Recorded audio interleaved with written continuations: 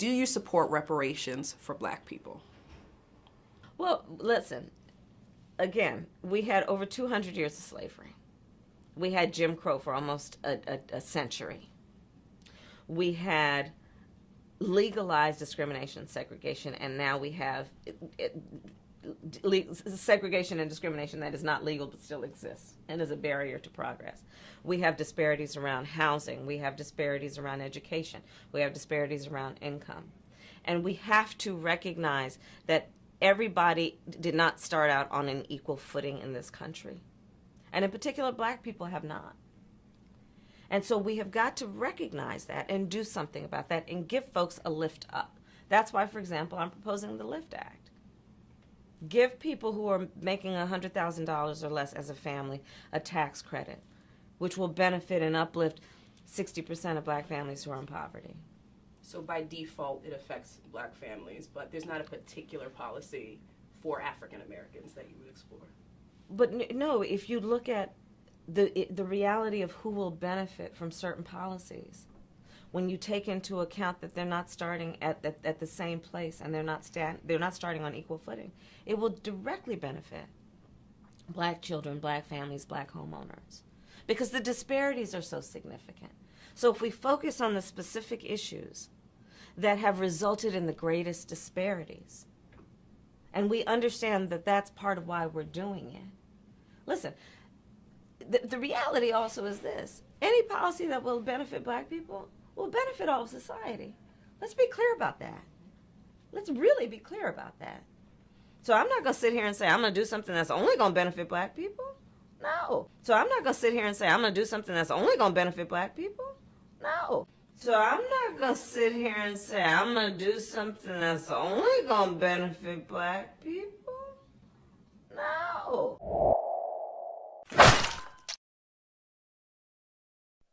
With 2024 right around the corner, we are officially entering into the season where Democratic politicians will be coming into the Black community with their benign and neglect tactic, all while going to other communities offering tangibles for their votes. It's important for us to remember that all while Joe Biden was running around giving the AAPI community an Asian hate crime bill, while he was giving Native Americans prison reform, while he was basically talking about shilling out millions of dollars to the separated families of the border, while he's basically has promoted open border policies, while all that is going on, they're going to try to make the Black community feel as if the Democratic Party has been having the Black community's back. They're going to try to make it seem as if Joe Biden has done something of tangible worth for the Black community, all while he has done nothing but give symbolic, nonsensical gestures, and that will be his claim to fame. Well, I gave you your first Black vice president. I gave you your first female Black Supreme Court justice. I gave you your first female Black attorney general or assistant attorney general. These will be Biden's claim to fame, but it will not be anything tangible. And you're going to have some Black people. You're going to have some people within the Black community who says, well, what Biden did was put Black women in a position of power. But when you look a little bit closer to the situation, what you'll see is that Biden didn't put Black women in the position of power. He put his Black stooges in the position of power. And what do stooges do when they have a position in power? Well, they continue to stooge. So I wanted to take a look into Biden's three stooges and give a little reminder for those who don't know the background of these three Stooges, and give a little insight to those who choose to ignore the facts circling these three Stooges. Kamala Harris, also known as Top Cop Kamala, also known as Kopmala Harris, is well known around California for pushing draconian policies which she loves to remind people have become national model. But what are some of these policies that she was pushing while she was the Attorney General of California? Congresswoman Gabbard, you took issue with Senator Harris confronting Vice President Biden at the last debate. You called it a, quote, false accusation that Joe Biden is a racist. What's your response? I want to bring the conversation back to the broken criminal justice system that is disproportionately negatively impacting black and brown people all across this country today. Now, Senator Harris says she's proud of her record as a prosecutor and that she'll be a prosecutor president, but I'm deeply concerned about this record. There are too many examples to cite, but she put over 1,500 people in jail for marijuana violations and then laughed about it when she was asked if she ever smoked marijuana. Have you ever smoked? I have. Okay. Like in And college, or- I inhaled. I did inhale. It was a long time ago, but yes. I think that it gives a lot of people joy, and we need more joy. We need more joy in this world. She blocked evidence. She blocked evidence that would have freed an innocent man from death row until the courts forced her to do so. She kept people in prison beyond their sentences to use them as cheap labor for the state of California. And she fought to keep cash bail system in place that impacts poor people in the worst kind of way. Thank you, Congresswoman. Senator Harris, your response? As the elected Attorney General of California, I did the work of significantly reforming the criminal justice system of a state of 40 million people, which became a national model for the work that needs to be done. And I am proud of that work. And I am proud of making a decision to not just give fancy speeches or be in a legislative body and give speeches on the floor, but actually doing the work of being in the position to use the power that I had to reform a system that is badly in need of reform. The bottom line is, Senator Harris, when you are in a position to make a difference and an impact in these people's lives, you did not. And worse yet, in the case of those who were on death row, innocent people, you actually blocked evidence from being revealed that would have freed them until you were forced to do so. There is no excuse for that. And the people who suffered under your reign as prosecutor, you owe them an apology. Gotcha, bitch. Senator Harris? My entire career, I have been personally opposed to the death penalty, and that has never changed. And I dare anybody who is in a position to make that decision, to face the people I have faced, to say, I will not seek the death penalty. That is my background. That is my work. I am proud of it. I think you can judge people by when they are under fire, and it's not about some fancy opinion on a stage, but when they're in the position to actually make a decision, what do they do? The human cost of Kamala Harris' war on truancy. The progressive prosecutor wanted to transform how California responded to students missing school. Parents like Sherry Peoples wound up paying the price. And if you haven't heard about this story, please go and look it up. It's about a mother whose daughter was dealing with sickle cell anemia, and the mother was placed under arrest due to the fact that the daughter missed several days of school. In 2013, a Los Angeles suburban mother by the name of Sheree Peoples was arrested due to her daughter missing too many days of school. Even though there was a substantial amount of evidence to show that Shayla was missing school due to her being hospitalized because of her sickle cell anemia condition, that did not stop two officers from knocking on Sheree's door that morning of April 18, 2013, and taking her into custody, walking her out in front of the paparazzi in her pajamas as they took pictures. Kamala has been campaigning to get quote-unquote tough on truancy since the early 2000s. She claimed that her motivation for this was seeing the number of homicide victims who were actually high school dropouts. She also states that dropouts are more likely to become perpetrators or victims of crime. Kamala, like Joe Biden before her, was able to persuade the legislation to adopt harsher penalties for truancy. Under the law, parents or guardians of children who was deemed to be truant would be able to face $2,500 fines or more, or a year in jail. Quote, "We are putting parents on notice," Harris said at her 2011 inauguration. "If you fail in your responsibility to your kids, we are going to work to make sure you face the full force and consequences of the law," end quote.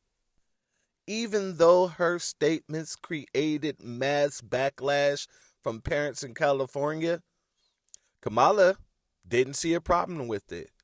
As a matter of fact, when she decided to run for the president of the United States, she went on Ski Wee TV with Angela Yee and was asked if she would consider making it a national model federally. And this was her reply. Would you extend the program on a federal level or try to figure out ways to address truancy on a federal level the same way that you... Yeah, but as president, it would be really doing it through the Department of Education. Right. I did it through the mechanisms I had. Because I wasn't running the city. I wasn't running the county. I wasn't running the state. Do you think the Department of Education is more suited to handle truancy issues? Yeah, I do. And I also think that, look, that's why when I was Attorney General, I created in the California Department of Justice the Bureau of Children's Justice. Because I realized that there was nobody who is paying attention at a statewide level to children's issues as a general matter and holding the system accountable. So I actually sued school districts around things like how they were disproportionately treating Black and brown kids when I became Attorney General, because then I had a different lever. But the reality of it is that government is not being held accountable for how it is treating poor children. There's no accountability.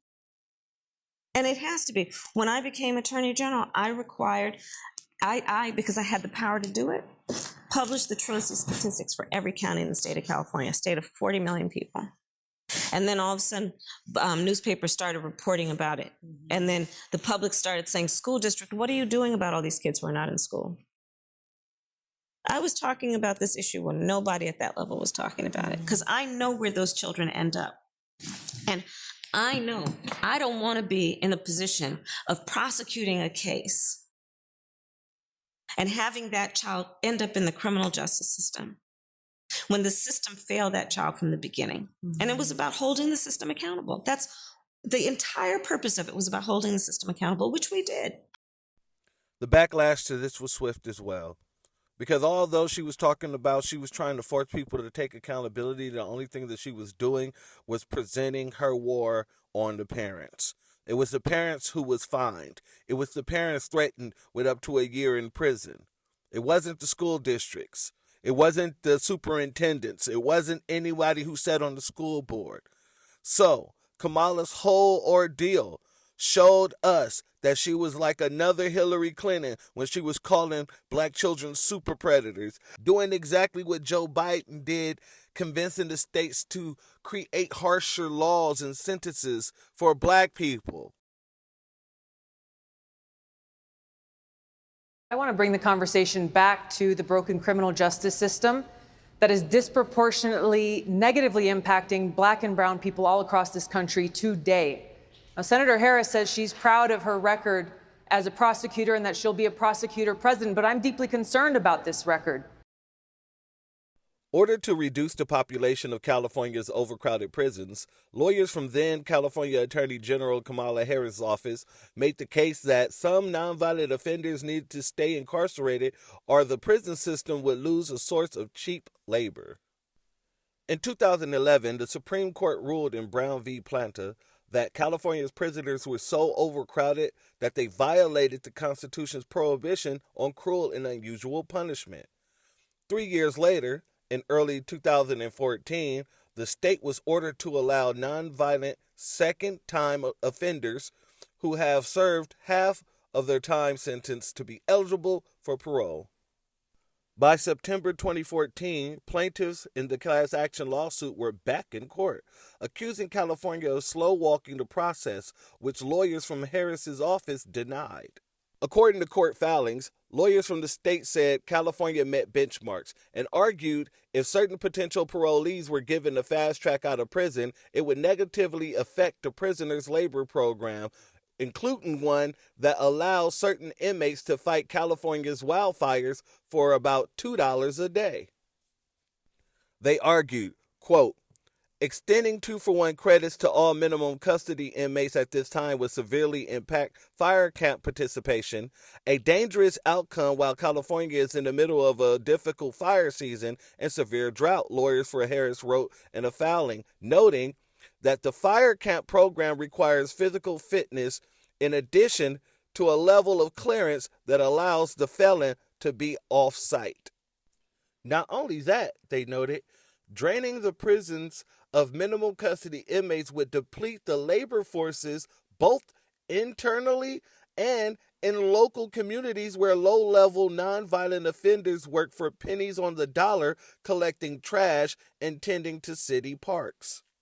A federal 3-panel judge ordered both sides to confer about the plaintiff's demand, and the state agreed to extend the 2-for-1 credits to all eligible minimum security prisoners. Once we ridiculed and flagged them for that, they changed their tune. But that was their initial response, Donald Spector, executive director of the Prison Law Office and lead counsel on the Brown v. Planta, said. The incident is just a small part of Harris' long career as a prosecutor, which has drawn scrutiny from Democrats and activists who describe her as a latecomer to the social justice movement.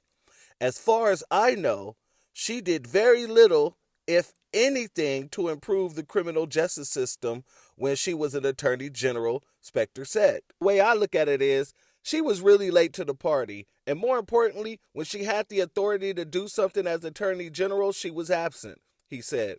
I'm very skeptical of her views on criminal justice at this point. She basically carried out the policies of her predecessors for the most part in battling us on getting the prison population down and anything else that the government wanted to do to prevent prison conditions from improving.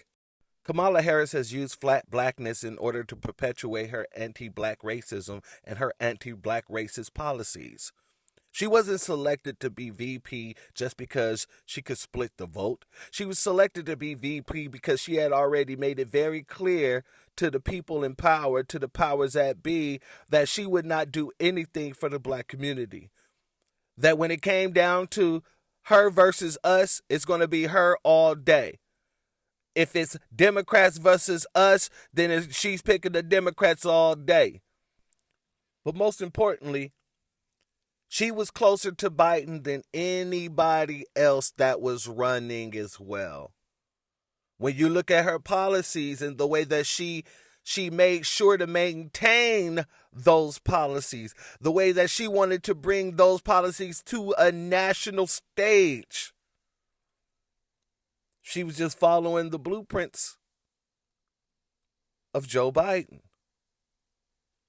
When she went to the legislator and convinced them to create more draconian policies and laws against the parents of children who were being truant or deemed truant, she was just following in the footsteps of her good old pal, Joe Biden. And how incompetent do you have to be called out by a racist woman after you called out a racist man? After you call out Joe Biden for being racist, here come Tulsi Gabbard and come in and call you the exact same thing. But then she can actually bring up your faults and statistics, your record, your whole spreadsheet to show that you're one and the same with that Joe Biden. And that, my friends, is why she was selected. Not only to be the mule for the Democratic Party, to carry the water for Joe Biden, but also because the Democratic Party knew that she would not do anything unless they gave her the word to do so. Also because they knew that if anything went wrong and when anything goes wrong, all they have to do is throw everything on her shoulders. And in the next video, the chapter 2 to this video, we will be going over the after VP situation and how she still has not done nothing and how the Democratic Party actually feels about her. The doors of the church are now closed. Please make sure you like, share, subscribe. Leave a comment. Let me know what you think. Are you a Kamala Harris supporter? Are you a part of the AKA community? And do you feel it's okay because she's a part of that community to just blindly support her even though she has shown herself to be detrimental to the black community? These are all questions that inquiring minds would love to know. Peace, family.